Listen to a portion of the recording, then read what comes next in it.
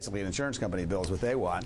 This is a huge problem for the Obama administration. It's a huge problem for the Democrats in 2010. I think Harry's done a fantastic job getting this thing as far as he has, but they are really playing with dynamite in terms of dividing the party, costing us a lot of seats, and essentially basically taking the Democratic promise and turning it into mush by 2010. It's a very serious problem. I think they're going to rue the day they didn't go to budget reconciliation to pass this bill. And where do you see as the biggest risk? We've got a few sticking points, Dr. Dean. Obviously, the public option.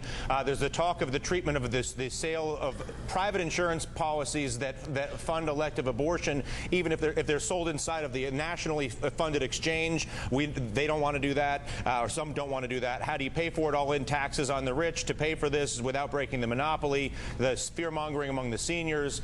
We've got a whole list of things here. What do you see as the greatest time bomb for the Democrats? The biggest time bomb in the short run is the public option. Without a public option, basically the activists in the Democratic Party sit on their hands in 2010. Obama's not on the ballot. There's no reason to go out and vote for a Democratic congressman or give him any money if they can't pass a health care bill that's worth anything. And so that's a huge problem for the Democrats if it's not in there. And it looks like, of course, a few of the folks aren't going to let it in there. The deficit is a big problem in the longer term. People are going to expect this to be paid for. The biggest problem is one that's not on the list. I think you've got to have people that actually have insurance by the election time of 2010, because if you don't, all the rumors and the death panels and the rationing and the you can't see your own doctor, it's going to be all thrown up at election time, and it's going to be a he said, she said.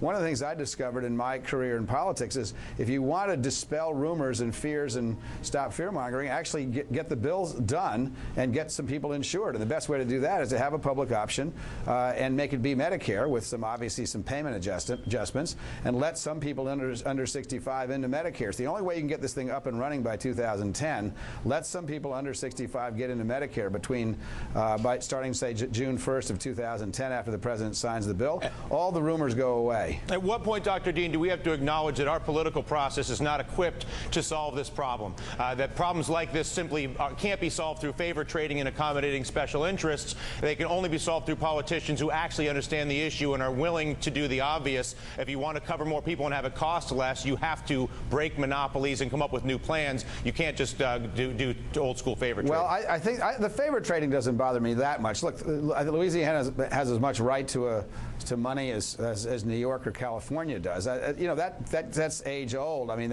if that happens, it's as much the problem of the body as it is the person asking for the money. No, precisely. The big problem is the policy. This thing has been pretty watered down right now. It's about as watered down as it can get and still be a real bill. For example, there's really no insurance reform in this bill already.